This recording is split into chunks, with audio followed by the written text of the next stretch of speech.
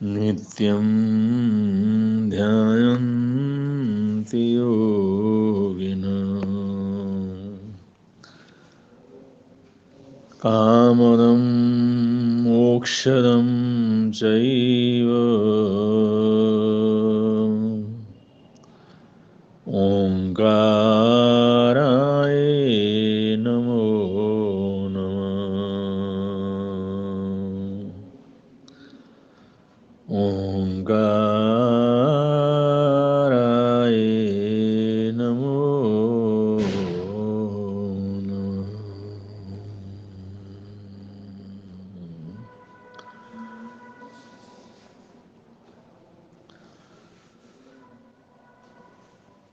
प्रभु परमात्मा को याद करते हुए शांतिनाथ भगवान की स्तुति करते हुए तमाम विश्व में सुख शांति के लिए मंगल कामनाएं करते हैं। और जो लोग इस समय बड़े तकलीफ में हैं, परेशानी में हैं, असुरक्षित हैं, घायल हैं, जीवन और मौत के बीच में झूल रहे हैं, उन सब असहाय लोगों के लिए हार्दिक हार्दिक प्रार्थना करते हैं। उन्हें अनुकूलता मिले, उन्हें सुरक्षा मिले, उन्हें शांति मिले और तमाम दुनिया में सुख शांति का वातावरण बने, ऐसी शासनेश महाप्रभु से बार बार प्रार्थना करते हैं।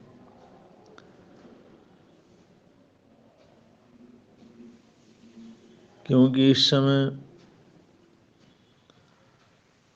पूरा देश एक दहशत के वातावरण में है, कहीं तीसरा महायुद्ध प्रारंभ न हो जाए।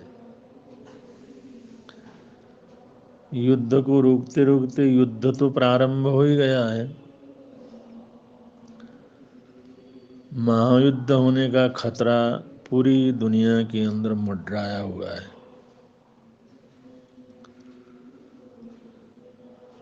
यूक्रेन आज बुरी तरह से रूस के युद्ध के उस भयंकर दर्द को झेल रहा है। अमेरिका, रूस ये महाशक्तियां हैं और प्रारंभ से ही शीत युद्ध तो चलता ही रहता है। कहीं न कहीं एक दूसरे को पछाड़ने की होड़ लगी रहती है। या जो बड़े बड़े संपन्न देश हैं, महाशक्तियां हैं, वो सबसे ज़्यादा आधुनिक हथियारों का निर्माण करते हैं और राजनीति के अंतर्गत वो अनेक देशों को लड़ाते भी हैं। इससे उनका अंतर्राष्ट्रीय व्यापार, जो उनका हथियारों का व्यापार है, वो बहुत अच्छी तरह से चलता है। आज दुनिया में सबसे ज़्यादा अगर व्यापार चलता है तो हथियारों का व्यापार चलता है। हथियारों का निर्माण, हथियारों का बेचना, हथियारों का खरीदना। क्योंकि प्रत्येक देश में सबसे ज़्यादा रक्षा बजट के अंतर्गत खर्च किया जाता है और रक्षा बजट में भी सबसे ज़्यादा हथियारों की और युद्धक उन वस्तुओं, आयोजनों या बेड़ों, जहाज़ों, मिसाइलों को खरीदने में लगाया जाता है। अब ये कौन सही है, कौन गलत है, ये निर्णय करना कोई आसान नहीं है। क्योंकि ये शीत युद्ध तो लगातार निरंतर चलता ही रहता है। कभी कभी वो विस्फोट हो जाता है तो ऐसे ओपन हथियार युद्ध के रूप में सामने सब कुछ दिखने लग जाता है। आज यूक्रेन की स्थिति को देख करके कि रूस ने चारों तरफ से उसको घेरा हुआ है और भयंकरतम बम वर्षा वहाँ पर हो रही है। मिसाइलें दागी जा रही हैं, वहाँ के सैन्य ठिकानों को, एयर बेसों को, पेट्रोल पंपों को, रडारों को निशाना बनाया जा रहा है। और इसके बीच में न मालूम कितने लोग असुरक्षित हैं और मौत के मुंह के अंदर जा रहे हैं, इसका कोई अता पता तो किसी को है ही नहीं। तो ऐसी हालात में अफरा तफरी मची हुई है और यूक्रेन भी पूरी तरह से रूस का मुकाबला करने में लगा हुआ है। यूक्रेन की हालात को देख करके हमें आभास होता है कि आज स्वावलंबन बहुत बड़ी आवश्यकता है। अगर आज की दुनिया में अगर देशों के बीच में अगर स्वावलंबन नहीं रहेगा, वो लोग अपने आप में आत्मनिर्भर नहीं रहेंगे, तो कोई उनको सहयोग देने वाला नहीं है। यूक्रेन जैसा देश जिसके पीछे लगातार अमेरिका खड़ा है, नाटो देश खड़े हैं, पाश्चात्य देश खड़े हैं, बार बार वो बोलते रहते हैं हम साथ में हैं, हम ये करेंगे वो करेंगे, लेकिन आज वहाँ के नागरिक मर रहे हैं, युद्ध का विभत्स वातावरण वहाँ पर चल रहा है, लेकिन यूक्रेन अकेला ही वहाँ पर लड़ रहा है। और कुछ हथियार मिल भी जाए, कुछ पैसा मिल भी जाए, तो उससे क्या फर्क पड़ने वाला है? युद्ध तो यूक्रेन अकेला ही लड़ रहा है। अमेरिका ने तो कह दिया हम अपनी सेना को नहीं भेजेंगे, नाटो देश भी किसी ने भी सेना को यूक्रेन के अंदर भेजा नहीं है रूस से लड़ने के लिए। सभी लोग अपने स्वार्थ में जीते हैं। अगर कोई सहयोग भी करता है तो उसका स्वार्थ टकराता हो तो ठीक है, वरना कोई किसी का साथ देने वाला नहीं है। इसलिए आत्मनिर्भरता सबसे बड़ी ज़रूरत है आज के ज़माने में। ये यूक्रेन की स्थिति को देख करके स्पष्ट रूप से सीखा जा सकता है। और भारत के प्रधानमंत्री श्रीमान नरेंद्र मोदी और जो भारत की इस समय की सरकार इसी काम में लगी हुई है कि हमारा देश आत्मनिर्भरता की तरफ आगे बढ़े और संपूर्ण रूप से हर जगह पर आत्मनिर्भर बने, चाहे वो किसी भी क्षेत्र में क्यों न हो, किसी भी क्षेत्र का विकास क्यों न हो, लेकिन वो आत्मनिर्भरता के साथ साथ स्वदेशी के साथ होना चाहिए। ये कितना आवश्यक है, कितनी बड़ी इसकी जरूरत है, ये थोड़ा सा भी सोचे विचारे तो हम संपूर्ण भारतवर्ष को ये अच्छी तरह से समझ में आ जाएगा कि आत्म निर्भरता की आवश्यकता आज सबसे पहली आवश्यकता है।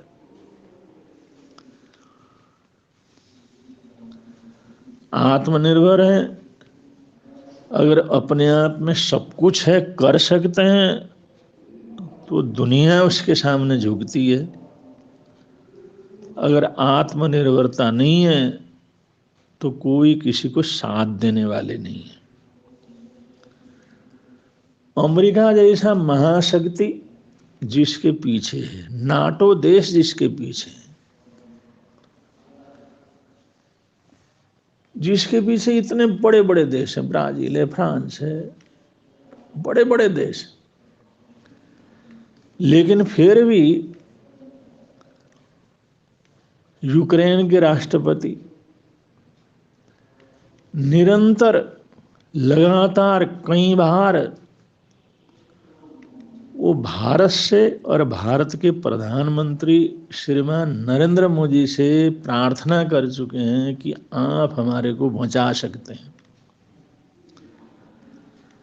यूक्रेन के राष्ट्रपति जेलेंस्की ने कई बार जो है आह्वान किया, प्रार्थना की, भाई नरेंद्र मोदी ये विश्व के सबसे बड़े नेता हैं और उनकी बात को हर कोई मानता है और वो रूस को वही समझा सकते हैं।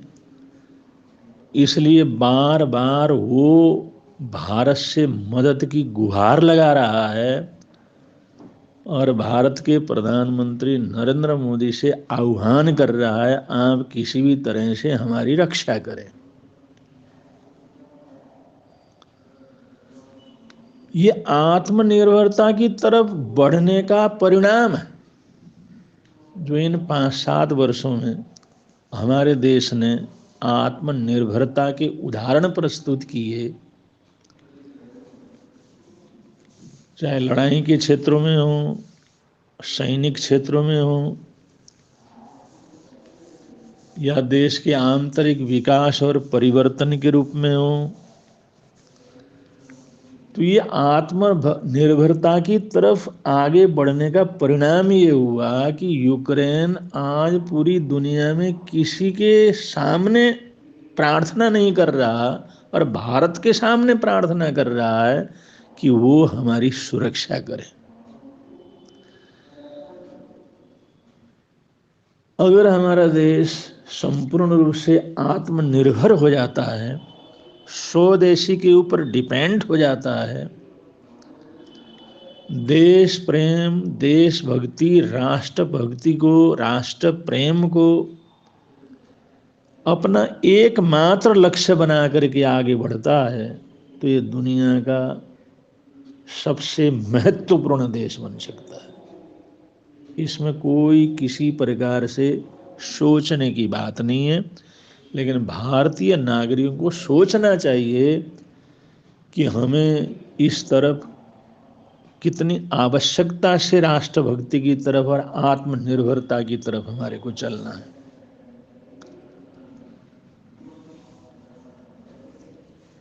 आज हम लोग या सारी दुनिया देख करके आश्चर्यचकित है कि यूक्रेन में कर्फ्यू लगा हुआ है, यूक्रेन में बम बरस रहे हैं, किसी को निकलने का आदेश नहीं है, लेकिन भारत सरकार ने वहाँ के नागरिकों को, जो वहाँ के भारतीय नागरिक वहाँ पर फंसे हुए हैं उनको, और भारतीय विद्यार्थी वहाँ पर फंसे हुए हैं उनके लिए एडवाइजरी जो है लागू किया, जारी कर दिया कि कोई भी भारतीय नागरिक और भारतीय विद्यार्थी अपने घर से या अपने जहाँ शरणागत हैं वहाँ से कहीं से भी निकल करके वो बॉर्डर की तरफ जाएं और यूक्रेन के बॉर्डर को पार करके दूसरे देशों के अंदर पहुंचे। अब जिस देश के अंदर युद्ध चल रहा है, जहां पर हवाई ग्राउंड बंद कर दिया गया है, कर्फ्यू लगा हुआ है, बम वर्षा हो रही है, एक महाभयंकर शत्रु जहां पर उस सबको खलास करने में लगा हुआ है, ऐसे देश में हमारे देश ने एडवाइजरी प्रारंभ की कि कहीं भी आप लोग छुपे हुए हों, आप लोग भारतीय तिरंगा झंडा ओढ़ करके सीमा की तरफ जाएं, चाहे अपने बाइकल से जाएं, चाहे पैदल जाएं, चाहे अकेले जाएं, चाहे सामूहिक रूप से इकट्ठे होकर के जाएं। अगर भारतीय झंडा तिरंगा का शरणा लेकर के, तिरंगे को लेकर के जाएंगे, तो हम रूस की सेना हो या यूक्रेन की सेना हो, ये तुम्हारे को सुरक्षित अपने देश की सीमा तक पहुंचा देंगे। और हजारों की तादाद में वहां पर फंसे हुए नागरिक और वहां पर फंसे हुए जो हमारे विद्यार्थी हैं भारतीय, ये लोग तिरंगे को लेकर के, तिरंगे को लहराते हुए वहां से अलग अलग, जैसे रोमानिया है, हंगरी है, पोलैंड है, बुल्गारिया है, सोमानिया है, युगलस्विया है, इन देशों की सीमा की तरफ जा रही हैं, पैदल ही भी जा रही हैं। और जो भारतीय तिरंगे को लेकर के, भारतीय झंडे को लेकर के जा रहे हैं, उनको कोई भी सेना नहीं रोक रही है, उनको सीमा तक पहुंचने में सहयोग दे रही है। ये इतनी बड़ी घटना है, ये भारतीय होने का इतना बड़ा स्वाभिमान है, भारतीयों के लिए इतने बड़े गर्व की बात है। आज तिरंगे को लेकर के वहाँ पर कोई भी चलता है तो उसको वहाँ की सेना सुरक्षा देती है और उनको वहाँ तक पहुँचने के लिए सहयोग देती है।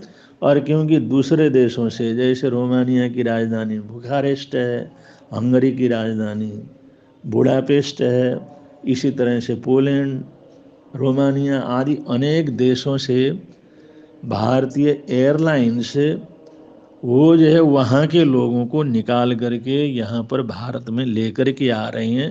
5वीं खेप वहाँ से आ चुकी है।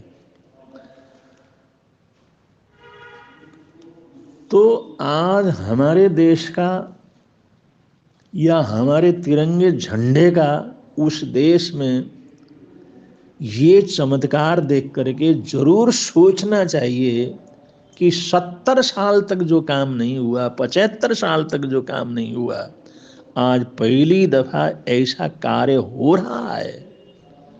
तो किस वजह से? ये हमारी संस्कृति की तरफ, भारतीयता की तरफ मुड़ने का परिणाम है, एक मजबूत सरकार बनाने का परिणाम है।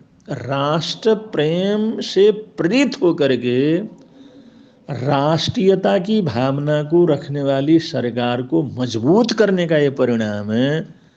आज उन देशों में तिरंगे का इतना मान और सम्मान है, तो ऐसा ही थोड़ी हुआ। भारतीय अम्बेसी ने, भारतीय नेताओं ने, हमारे प्रधानमंत्री ने जो सबके साथ मैत्री भाव कायम किया हुआ है, उन लोगों से बात की, उन लोगों को जाकर उन लोगों को बताया कि भारतीय नागरिकों और विद्यार्थियों की पूरी तरह से सुरक्षा होनी चाहिए। फिर उन लोगों ने अपनी अपनी सेना को सूचना दी, सुरक्षा एजेंसियों को सूचना दी कि आप लोग कोई भी व्यक्ति अगर तिरंगा लेकर के जा रहा हो तो नहीं रोकेंगे, उसको सहयोग करेंगे। ऐसे युद्ध के समय के अंदर इतनी पहुंच और इस तरह का वातावरण बनाना, ये कितनी बड़ी बात है, कितनी बड़ी हमारे देश की सरकार की सफलता है। इसके ऊपर प्रत्येक भारतीय नागरिक को, 135 करोड़ लोगों को गर्व महसूस होना चाहिए।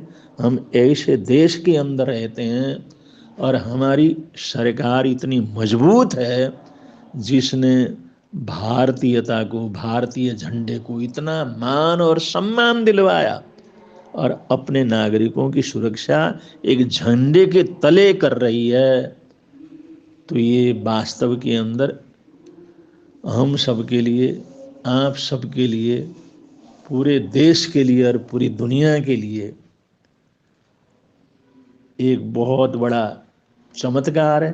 क्योंकि वहाँ पर सिर्फ भारतीय फंसे हुए थोड़ी, वहाँ तो हर देश के लोग फंसे हुए हैं। हर देश के, जैसे भारतीय इतने वहाँ पर हैं तो और देशों के लोग भी वहाँ पर फंसे हुए हैं, लेकिन औरों की तो कोई बात नहीं आ रही है। और तो किसी देश का झंडा वहाँ पर इस तरह से सुरक्षा प्रदान नहीं कर रहा है। तो हमारा भारत कितना आगे बढ़ चुका है।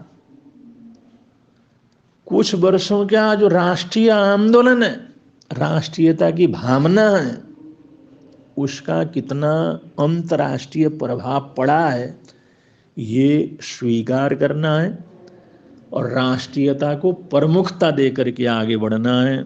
अगर ऐसा करेंगे, राष्ट्रभक्ति, राष्ट्रीयता, इसको प्राथमिकता दे करके अगर हम आगे बढ़ेंगे तो हमारे देश का गौरव बढ़ेगा, देश की सुरक्षा बढ़ेगी, देश का मान सम्मान बढ़ेगा। और देश की सुरक्षा, देश का मान सम्मान बढ़ेगा तो उस देश के अंदर रहने वाले नागरिकों का भी मान सम्मान बढ़ेगा। ये देश प्रेम के लिए जो हम कर सकते हैं, क्या कर सकते हैं, हम यही भावना भा करके अगर आगे बढ़ें और हमेशा राष्ट्रीयता को आगे लाने का अगर प्रयत्न करें तो देश की हम घर बैठे सबसे बड़ी सेवा कर सकते हैं। और इसके उदाहरण, इसके प्रत्यक्ष जो ये घटनाएं आप लोग देख रहे हैं, तो संपूर्ण दुनिया में सुख शांति रहे, ये परमाणु युद्ध की तरफ ये लड़ाई न बढ़े, तीसरे महायुद्ध की स्थिति न आए, ऐसी प्रार्थना करते हुए प्रभु से, ऐसी प्रार्थना करते हुए और तकलीफ में जो लोग हैं उनके लिए प्रार्थना करते हुए अपने वक्तव्य को यहाँ पर विराम दे रहे हैं। बोलिए भगवान महावीर स्वामी की जय।